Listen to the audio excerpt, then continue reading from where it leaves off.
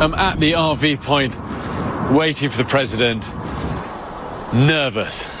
This for me is definitely the biggest thing I've ever done in my life. We've taken some amazing people on adventures, but to take the leader of the free world, I just never really imagined it would happen, to be honest. I just really hope I don't get too tongue-tied, because when I get really nervous, I find it really hard to speak. Mayor! Hey, Mr. President. How you doing? How do you do, sir? Good to see you, sir. I'm Bear. How are you? Yeah. It's wonderful to meet you. What a great place to meet. It is spectacular. When I first saw him, we were standing next to each other. I can tell it's going to mean a lot to him, this journey. And for me, it's such a privilege to be taking him. This is the first time that I've been able to actually travel other than just the Air Force base to refuel. So, okay, so first time... First time, setting foot in Alaskan wilderness. Amazing. And it's good company to keep. Thank you.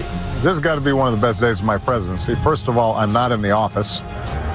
Second of all, I'm not wearing a suit. Well, we've got a bit of a journey ahead of us. Let's do it. The president and I are here to see Alaska's exit glacier. In recent years, this massive glacier has been receding at an alarming rate due to climate change. We're going to journey across a glacial outwash and through a dense forest to reach the glacier. We're going to try and get to the snout of the glacier. I think it's fair to say that I'm not in as good shape as you. I don't know. You look incredible. As presidents go, I'm in decent shape. You're so not hopefully wrong. I'll be able to keep up. Right, we go. Well, we're in bear country for real. Yeah. So we're going to be smart. They're notoriously lacking in respect for rank or anything. So we're going to look after each other. I've got some bear spray. There you go. That's the last line of defense. There you go. Let's do it. I feel bad that I'm looking so... You look good, I look man. like a cat or something. No. That's how you're supposed to look. You know what? If you were looking too clean, I'd be suspicious. I caught a glimpse of myself in the camera lens earlier, and my first thought was, my mum is going to kill me looking like this with the president.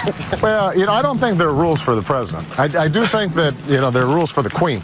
So you've met the queen? I have. She's one of my favorite people. She has a great sense of humor, but she doesn't suffer fools very well. She doesn't, and I think she thinks I'm one, because I met her and she said, this was years ago, and that's just when we got back from Everest, and she goes, and your name is? And I went, I can't even remember my name. I couldn't talk. She moved on. I thought, I've blown it. My one chance, I've blown it. Well, listen, I've really enjoyed watching your shows and your work, and one of the main purposes of our trip here is to highlight the effects of climate change and what's happening to the planet. And people need to see it and feel it, as opposed to just reading a bunch of numbers on a page. Well, you're so right. I think speeches are one thing, but I mean, we live and breathe this stuff every day because we're out in it, and we see the harsh kind of reality of it. And a lot of it actually is quite shocking. That's exactly right. And, I've got 2 daughters, and I don't want grandkids too soon, but eventually I hope to have some. I want to make sure that this is there for them, not just for us. For sure. The thing is, if we don't, it will go, and you can't get it back. It doesn't come back. Yeah. Okay, we're going to come and show you this. Let's do it. Okay, so here, choices. We can either hit the river. It's going to be cold, fast-flowing, dangerous. We're probably better off tucking up this little re-entrant through the forest. Let's do it. And do it that way. Come on. All of this alder forest is pretty dense. It's hard work to get through, but also I'm super aware it's classic bear territory. And, you got the President of the United States with me, so we've just got to take our time and get it right in here. Coming up. Well, look, here we go. That is bear fur. You know when bears are most dangerous? When's that? If you surprise them, fornicating. Well, I think that's probably true for humans as well. That's true. We can cook on that. So my goal is to cook you the presidential lunch of your life. I've seen some of the things Bear eats. Hopefully, he's got something that you might see on a plate. So normally when we do these journeys, it's a pretty small team that makes it happen. But when you're dealing with the president, obviously it's a little bit more involved.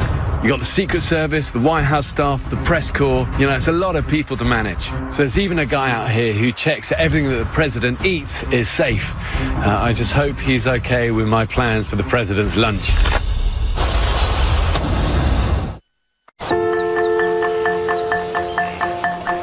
So where did your love of the outdoors come from? Well, growing up in Hawaii, I was more of an ocean kid than a mountain kid.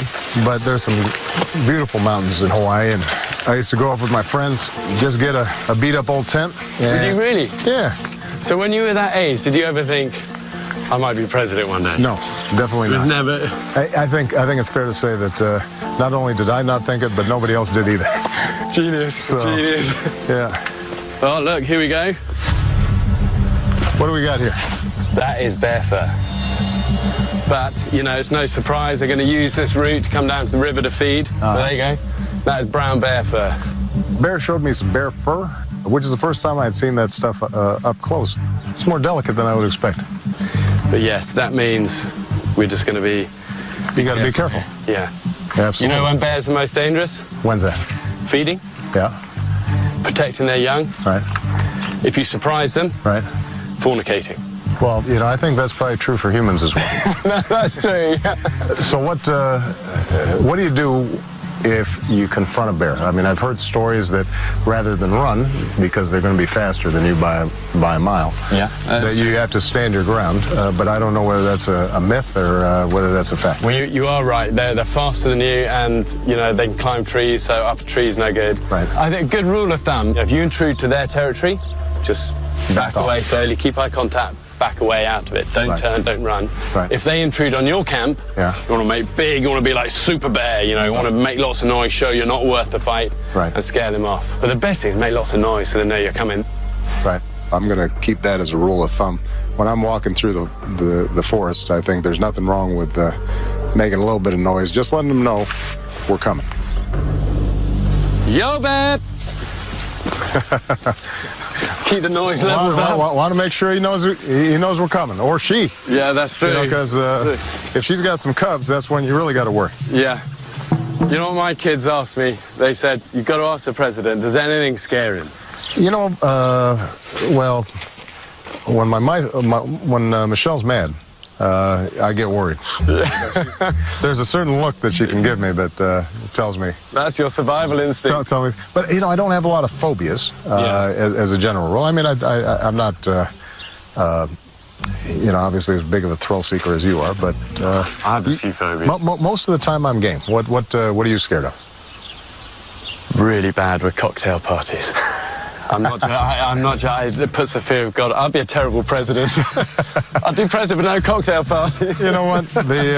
We'll try to keep you out of Washington. Thank you very much. Yeah, absolutely. I come and hang any time, but no cocktail parties. I got you. So look, you've got a bit of a rock fall Yeah. down this. Yeah. But a lot of this will be caused by what they call exfoliation, or sort of rain. Right. It will freeze, Right. it expands, cracks it, and then it all kind of tumbles down. But the good thing about all of this stuff Yeah. is that We can do you get something with it. Well, you get it, even a narrow one like that, we can cook on that. So my goal is to cook you the presidential lunch of your life. I've seen some of the things Bear eats, so hopefully he's got something that you might see on a plate. At minimum, it's got to be something that doesn't still have its legs and eyes on it. And then all of this is alder, all these trees. Have you heard of catkins? No. Let's see if we can see some. These are small ones.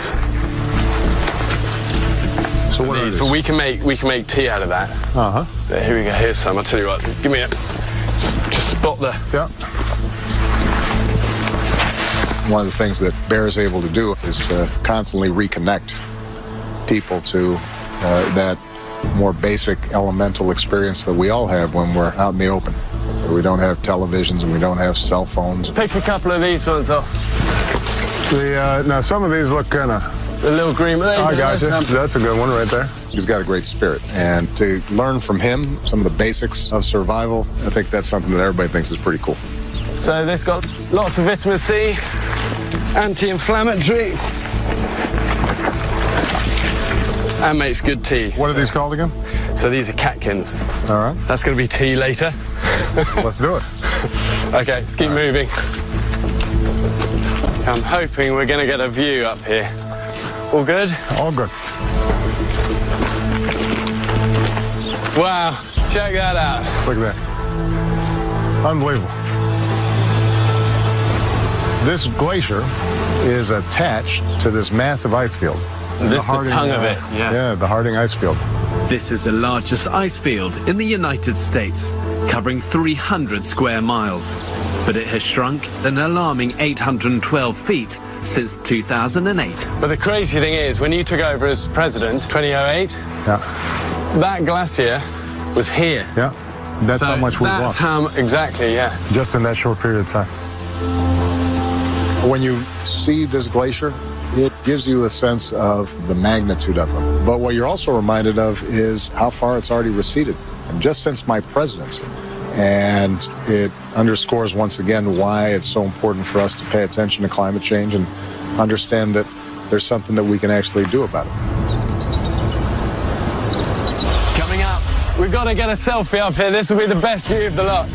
For security reasons, I can't have a smartphone. I had to borrow one from my staff. Oops, I did Oh, the same. come on, President, you've done it again. This is excruciating. This is a sign that I don't have a smartphone. I've had a swim in this a lot. Have It's you? the worst. Yeah, naked. Yeah, that's not something we're going to do either.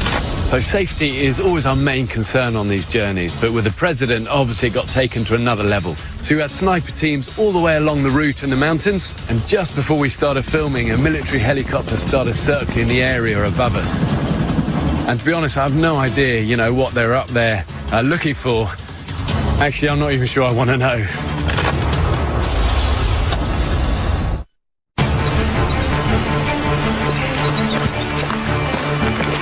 Wow, check that out. Look at that. Unbelievable. That's cool, isn't it?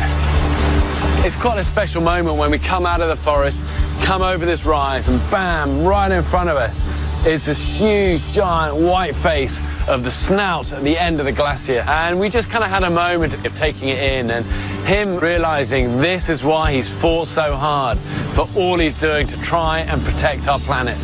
You know, most problems in the world, as tragic as they may be, are fixable. You know, you can reverse trends. This is one of those trends where if it starts accelerating too fast, then we can be too late.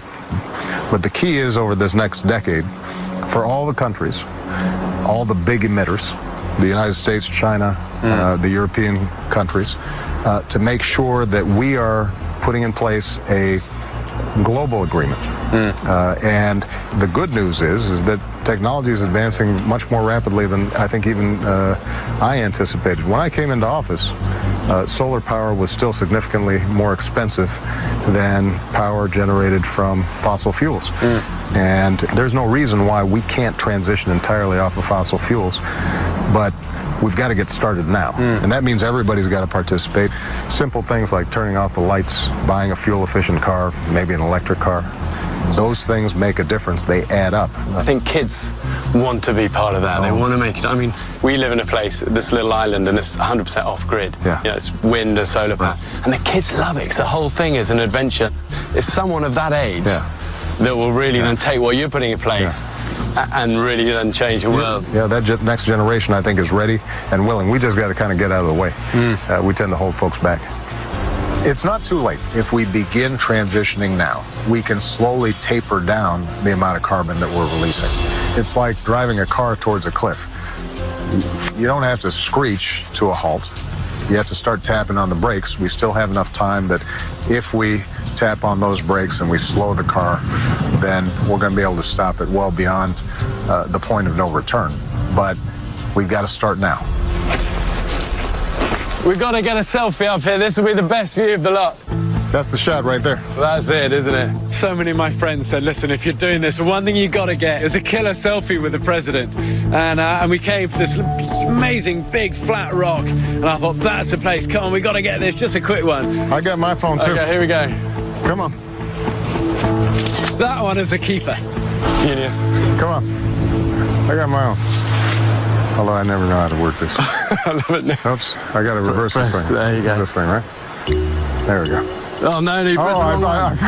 Hey, Joe, what's the code? Oh, that's brilliant. I need passcode. You remember it? The selfie with Bear in which he was taking the shot was fine. Me trying to take a selfie, I don't have a smartphone. I had to borrow one from my staff. Well, am I going to be able to Instagram that? I kept on turning it off. I didn't know the code. It's not working. There you go. Just press that one. We got it. We got it. Business. All right. Okay, press that one. All right, let's try this again. That's the shot. All right. I got to take a shot right here. Oops, I did the same. Come on, President, you've done it again. This is excruciating. This is a sign that I don't have a smartphone. If my kids were here, they'd be going, oh, come I know, on, that's what my daughters do at all the time. Well, for security reasons, I can't have a smartphone. It's too easy to track. I'm sure my girls are going to be mortified by my lack of technological prowess. Look at this. And now this is for real. I found this on the riverbank, okay? So don't freak out too much. So a bear has chewed on this. I think the president looked a little surprised when I pulled out this sort of bloody carcass of half-eaten salmon. So the president often jokes about being inside this bubble, almost like a cage. But actually it's true. I was telling your producers that the bubble is so tight that, and it's the toughest thing about being president. So every once in a while I'll go off script, and everybody gets very nervous. Yeah. All right. You guys ready? All set? And you think, you know, being commander-in-chief, you can just do anything you want. But actually, that's not the case. Okay, so you feel that breeze coming down? Yeah. It's called a katabatic wind. Okay. That cold air sinking, coming down. All right. So we'll make a little bit of a rock wall here. Okay. Protect our fire. Then we can sit on some rocks. And what kind of rocks are we looking for? About that size? Any of these, just we'll pile them up like that, just to protect our flame. You get these quite strong, cold, katabatic winds that come off the funnel of the glacier, and that's just going to put a fire out straight away. So I asked the president if it'd help me make a simple rock wall. That would protect the fire, and then we get on with the important business of cooking the president some lunch. Fire in the middle. Okay. Is that all we need? That's all we need, yeah. Put me to work, man. Okay, that's all we need. All right. We got our slate. This is the piece of slate that we found earlier. So that's what we're going to light it with.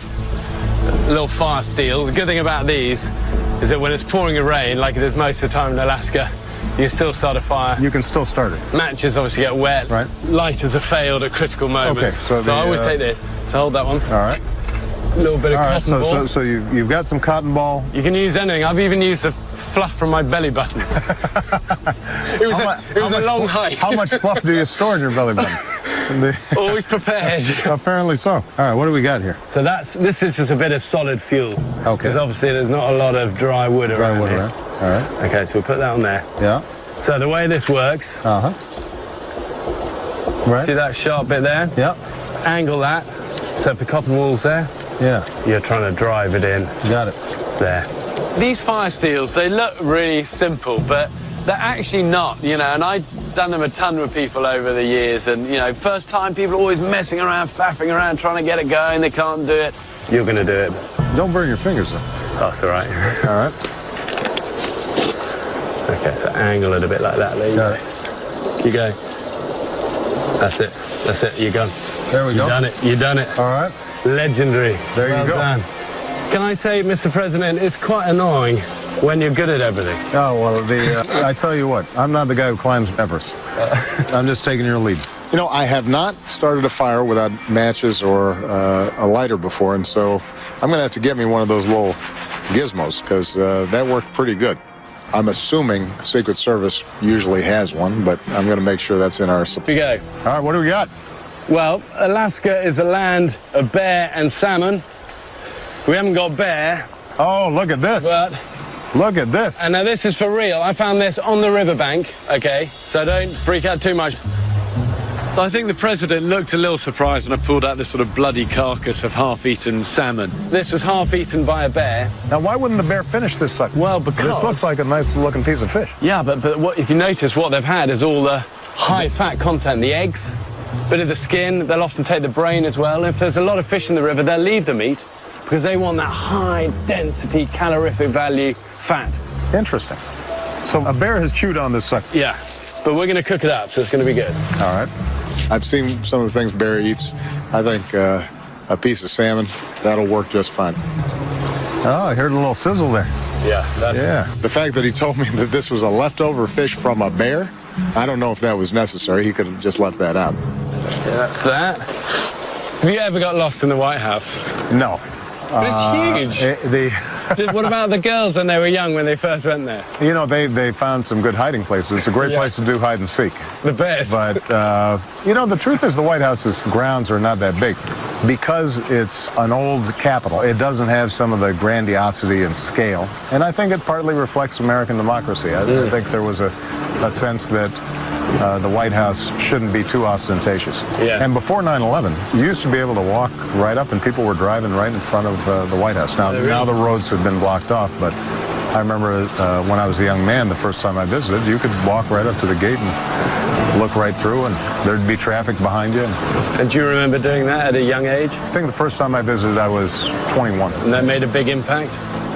I can't say that I imagined I'd be looking out from the other side of the window. Yeah. Yeah. Life's weird, isn't it? It is. You don't expect a kid of a single mom, born in Hawaii, named Barack Obama to end up being president. That's not something you generally bet on. Amazing. Yeah. It's amazing.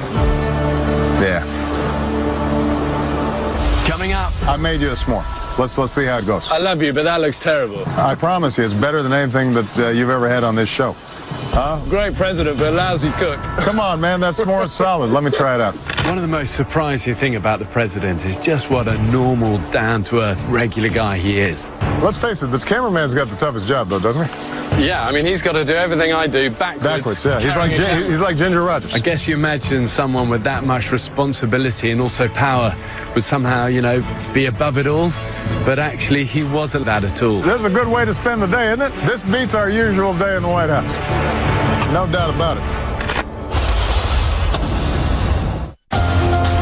You seem to push through so many things that you believe in. What have you learned about getting things done that are really on your heart? Persistence. I'm a big believer in persistence. They've done studies of kids growing up in important neighborhoods or war-torn regions of the world, and the kids who survive it and thrive, it's not necessarily the smartest kid. It's not necessarily the strongest kid. It's the most resilient kid. And I think that's true in just about every circumstance.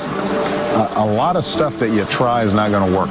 But if you stay determined, typically you can make real progress. And you have to have something of an even keel so that you don't get too high and you don't get too low in order to stay determined.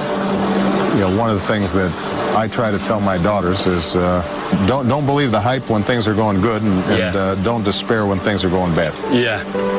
It's funny. Kids are such a good foil, aren't they, to remind us of those sort of values, because we all have days where we feel a bit beaten up. Absolutely. That your girls must be such a huge encouragement to you. They are wonderful. Nobody can make me happier or make me feel more stupid. Yeah. Join the club. Yeah, 3 boys, I get the same. But you know what? Your goal is to make sure that your kids are a little smarter than you are. Yeah. You're constantly improving the gene pools. You marry good women and, they'll do a little better than you do. When you were growing up, did you know that you wanted to spend this much time outdoors? Was this just sort of in the DNA and the environment and how you grew up? Well, my dad was a commando and a climber, and at a young age, all I wanted to do was hang out with him, climb together, be together. And as a young kid, it was the only thing I was good at. I was always the kid that climbed the highest tree out the buildings. And, somebody said to me age 7 that I could have a job that involved climbing up stuff, getting muddy, being outside, doing this sort of stuff. I would have thought I was the luckiest man in the world, So I've always tried to pursue what I love and what I'm okay at naturally. And, I'd just be super lucky. I had a great team around me and stuff, and I would never have thought I'd be doing this. I'm with the President of the United States. The whole thing is totally mad. And I'm cooking for him, and I'm the worst cook in the world. No, but I tell you, the salmon's starting to look pretty good. Should we try a little bit of this? Yeah, let's try it out. Come on. That would be good. Get a little sample.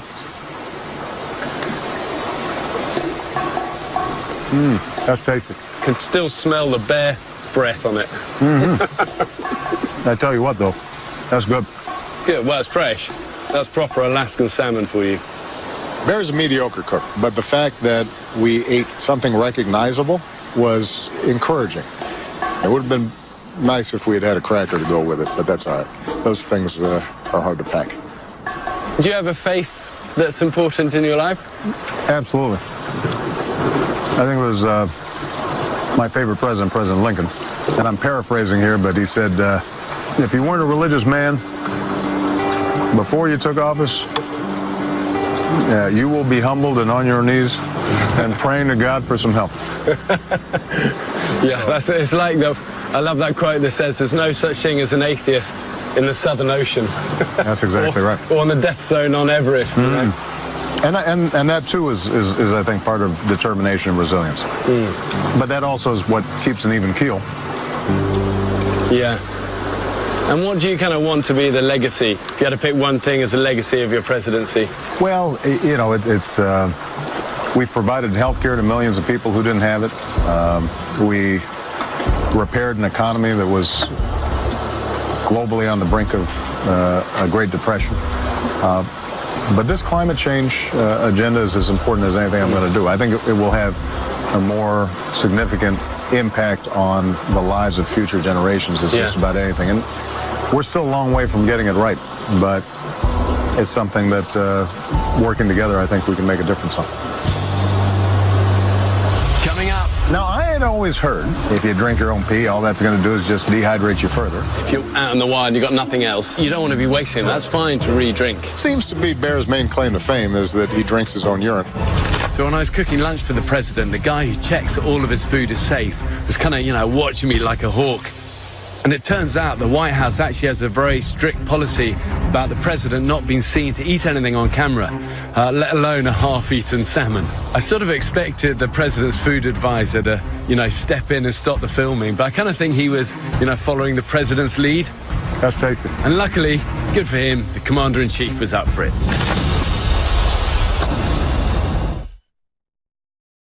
I want to do one thing for you. Normally my guests get terrible food. Yeah. They get bugs and all of this, but you're the president, so I'm going to make you the best dessert you'll ever have. What am I going to have? I've learned so much from so many good American friends, and the best thing I've learned is the s'more. Now, in Hawaii every year, we have a bonfire on the beach and we make s'mores. Yeah? So, okay, well, you're the s'more expert. I'm not. Sasha is the s'more expert. Okay, so talk me through it. You put your marshmallow on the stick. Okay. We're going to do this directly over the flame. Sometimes they catch fire. That's half the fun. That one's working right there. All right, now we're gonna put the marshmallow on. Oh, look at this. This looks insanely good. And then you get your other cracker on top there. Can I officially say the president's made me a s'more? I made you a s'more. Let's see how it goes. I love you, but that looks terrible. I promise you, it's better than anything that you've ever had on this show. Huh? Great president, but a lousy cook. Come on, man, that s'more is solid. Let me try it out. Oh, it's good. I think we've earned it. We've burned some calories. That's not bad, man. What are you talking about? That's good. Come on. Not as good as your salmon, but pretty good. You know, when they announced that we were doing this, there was a petition on the White House. What they want me to eat? They said, you got to get the president to drink his own pee, and all the Secret Service went, you'd end up in some jail somewhere, you know. This seems to be Bear's main claim to fame is that he drinks his own urine. I suppose in extremis, it's something that I would do if the alternative was death. It's not something I'd make a habit of, and I probably wouldn't do it just for a TV show. Now, I had always heard if you drink your own pee, all that's going to do is just dehydrate you further. If you're really dehydrated already, so you're peeing out brown pee, right? It's pure waste product. It's not going to help. It's not going to do it. But if you're well hydrated and you're out in the wild and you've got nothing else, right? You don't want to be wasting. That's fine to re-drink, and it will help you. And there are a lot of stories of people drinking their own pee and actually saving their lives. So, okay, so the notion would be that you might want to actually drink some pee even while you still have some water. The key is to drink it while you've still got some water. Got it. So but once you're really dehydrated, then it's gone. Because the notion is that you stretch it out a little bit. I did learn something, though. If you kind of mix in some urine while you still have water and you're relatively hydrated, that can stretch your water supply out a little bit. I feel fairly confident that I'm never going to find myself in that circumstance, but it's good to know. I'll file that in the memory banks. I've shared some camps with some amazing people over the years, and one thing I love about campfires in the wild, it's the ultimate leveler. But this for me has been my favourite. You're amazing. It's been wonderful. What a great way to spend a day. And the s'more gets better and better. Okay, we're heading on down. All right, so we put out our fire here? Yep, that's the key thing. Oh, we've got to have our catkins tea. We've got to try our tea. Catkins are also good for flatulence. Well, not a problem I have, but perhaps you do. My kids, I tell you what, my kids need catkins and plenty of it. All right, let me try it out. That's nice. Okay, good. Yeah, that was you. pretty good. Okay, that's where we're heading, and then we're on our way. Okay. All right. Good. Let's do it. Would you ever encourage your girls to go into politics? No. But if they came to me and they said they wanted to go into elective office, Yeah. I would be completely supportive. Yeah.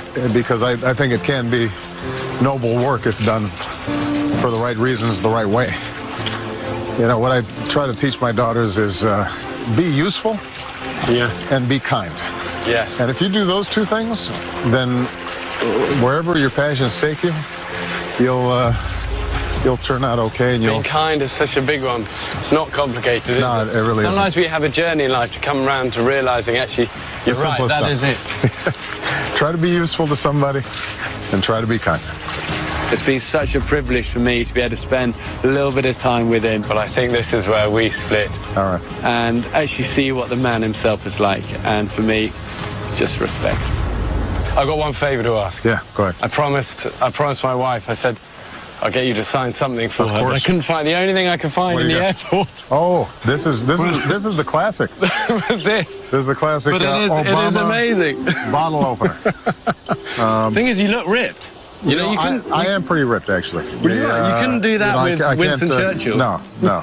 I'm fairly cut, but it's possible that bottle opener is a little dated. I noticed, for example, there was no gray hair on the Obama figurine, and clearly the presidency's taken a little bit of a toll. But Michelle tells me I'm holding up okay. Do you know the thing I was most worried about on this whole trip? What's that? It's just keeping you safe. I'm skinny, but I'm tougher than I look. You are. Well, we've made it. Mission accomplished. Thank you. Can I pray for you before we go? Absolutely. One of the things I really wanted to do was to be able to say a little prayer with him, and it's always awkward doing that. But, here's a man who really has the weight of the world on his shoulders. And everyone's always taking from him. And I just wanted, just for 10 seconds, just to be able to pray for him and for protection over the incredible stuff he's doing. Lord, I thank you for the President's great strength of courage and character. Bless and protect his work and his family. Forgive us when we fall short, and help us to be strong in you. Amen. Amen. Appreciate you, man. Amazing. Thank you. God bless. Right. Honestly, it's been such a privilege. I had a wonderful time. As I said, I'm in awe of what you're doing to protect our planet. Well, you are a great ambassador for the wilderness, and I promise I will not invite you to a cocktail party. I might make an exception for you, Mr. President. Well, no, but maybe we can scale the face of the White House. Safe journey out. Thank you. Don't get attacked by a bear. I won't. Secret Service is over to you. Bear was a terrific companion. Also to get a sense of how passionate he is about the wilderness and sharing that knowledge. It was a wonderful time. And the fish was pretty good, too. We've only got one planet, and we've got to care for it before it's too late. But what it takes is for strong men to stand up and be counted and do something that's going to make a difference. I feel a real kind of care for this protection and love he has for the planet, and I really want to champion what he's doing because it is remarkable. Alaska, in some ways, is ground zero for what's happening in climate change. We can't take this for granted. It's one of the great legacies of this country. We started the movement for national parks.